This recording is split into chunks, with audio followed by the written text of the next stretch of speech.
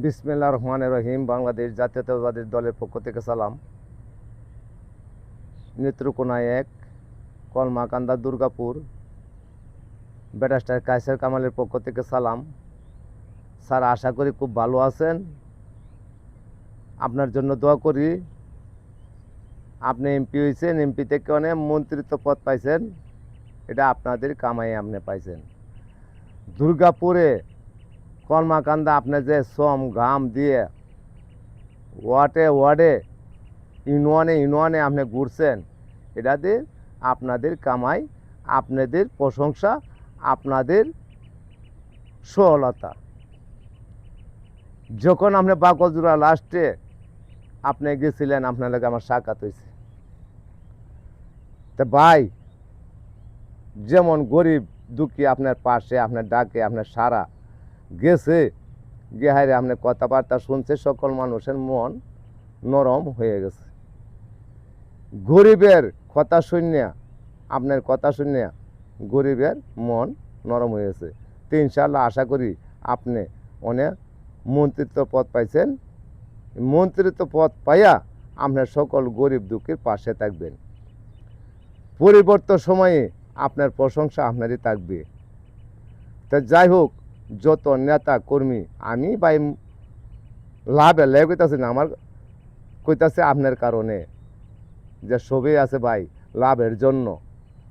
লাভ ছাড়া কেউ পাশে দৌড়ে না। তা যাই হোক, কেউ বাড়ি গাড়ি ধন সম্পদ করার লাগে আশা করতেছুন।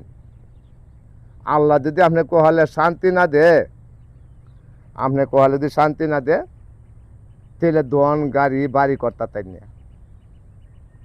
তে যারা খাওয়ার হেডটা ভরার লাগে বোর দৌড়তাছুন আমাদের ব্যারিস্টার কায়সার কামালের ফাঁসে, আমরা কোনো দিন চার আনার লেগে দৌড়তাম না, আমাদের কপালে যদি শান্তি না থাকে।